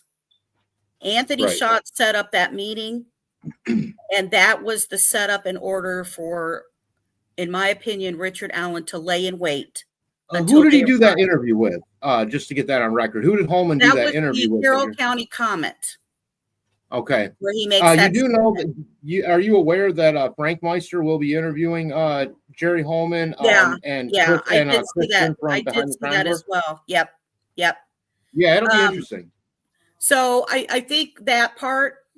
I think I believe this is so funny because I almost feel like Doug Carter when I say it.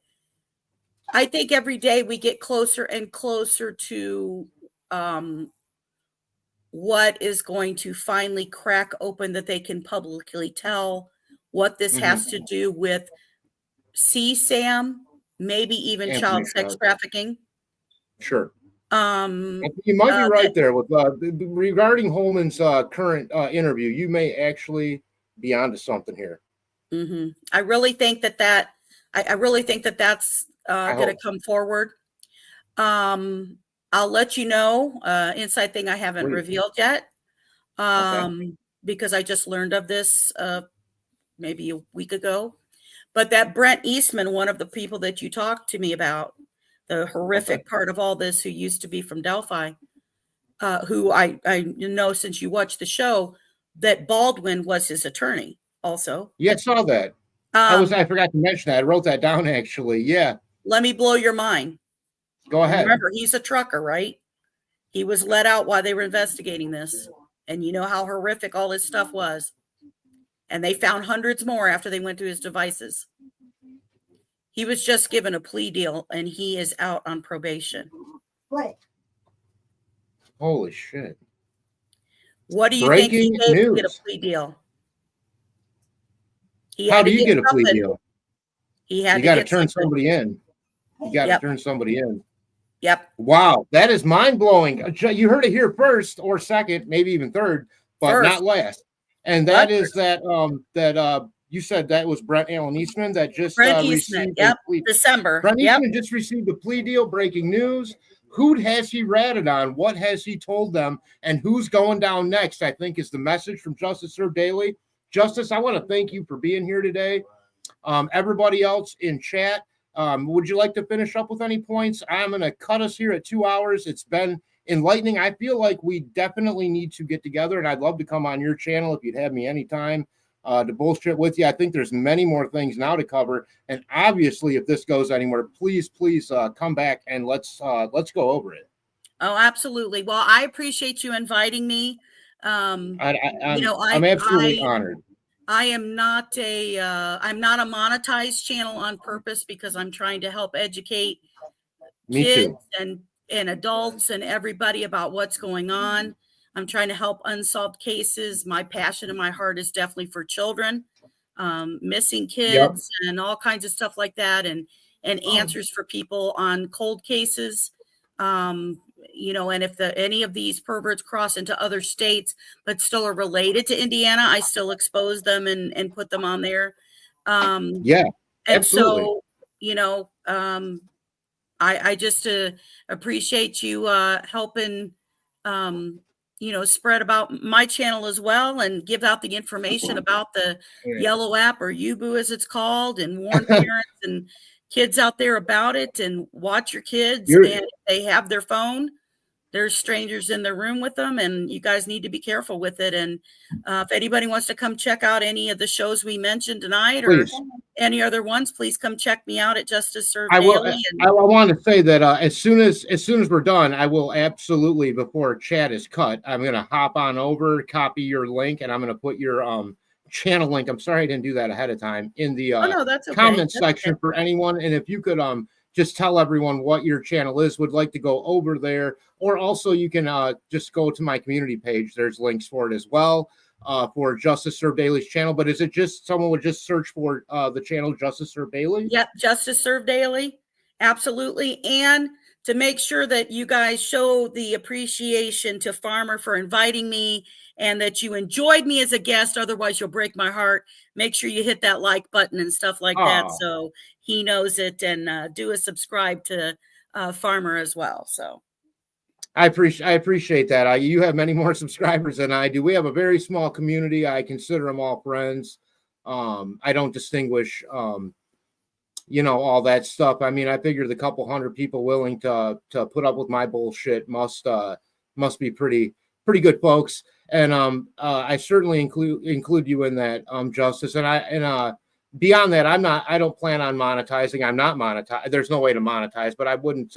That's not either. I needed something creative to do, and highlighting really people that do more for the community is where I thought I could do that. And that's what I hope I've done here tonight, everybody, by highlighting what Justice Served Daily does on literally a daily basis, fighting the evil powers that be in the Delphi Triangle, where evil and obfuscation seems to run rampant. And we appreciate her efforts, her tenacity, and her high moral standards while doing so. Everyone have a good night. Certainly go to her channel, like, subscribe. I again will put that link up in the comment section, and we will look forward to episode 6 with yet an unknown guest. If any creators would like to come on my show, you can always email me, djfarmer.llc@gmail.com. Otherwise, thank you for taking 2 hours, everyone, including my guest tonight, Justice, out of your personal lives, because as we know, folks, time is the most valuable thing on the planet. Everybody have a good night, and bless you all. Thanks, everybody.